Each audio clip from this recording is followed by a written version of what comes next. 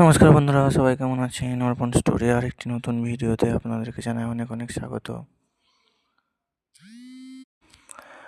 যেহেতু কালকে রবিবারে পূর্ণিমা ছিল, সেহেতু কালকে কোনো চিকেন বা মাংস কিছুই হয়নি। তাই ভাবলাম আজকে সোমবার আছে, আজকে একটু চিকেন কষা বানাই বা চিকেনের ঝোল বানাই। তার জন্য একটু রান্না বসিয়ে দিলাম। প্রথমে ভালো করে ম্যারিনেশন করে রেখে দিয়েছিলাম চিকেনটিকে।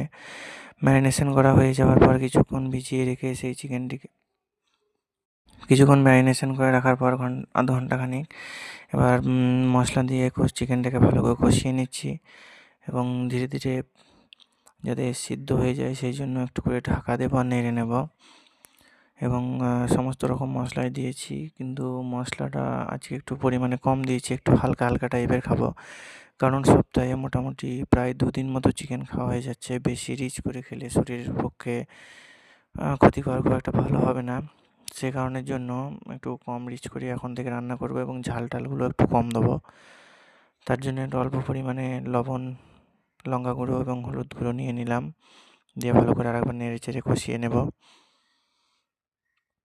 আপনাদের কাছে একটাই অনুরোধ, আমার চ্যানেলটিকে যদি ভালো লেগে থাকে সকলে একটু সাবস্ক্রাইব করবেন এবং আমার পাশে থাকবেন, তাহলে আরও অনেক নতুন নতুন ভিডিও আপনাদের সামনে উপস্থাপন করতে পারবো।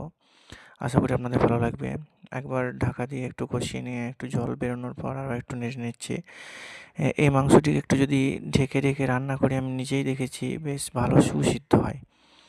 তার জন্য একটু ঢেকে নিই মাঝে মাঝে এবং জল ঢেলে দিব লাস্টে। তখন হালকা ঝোল বানাবো, হালকা পাতলা করে। তখন খুব একটা বেশি করিনি, পাতলা পাতলাই ঝোল করলাম। সেই কারণে মা বললো যে একটু বেশি করেই জল দিতে।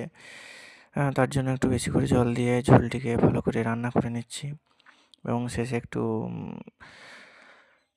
গোটা গুঁড়ো মশলা দিয়েছিলাম এবং গোটা মশলা দিইনি, গুঁড়ো গরম মশলাই দিয়েছিলাম, যাতে টেস্টটা একটু ভালো আসে এবং লাস্ট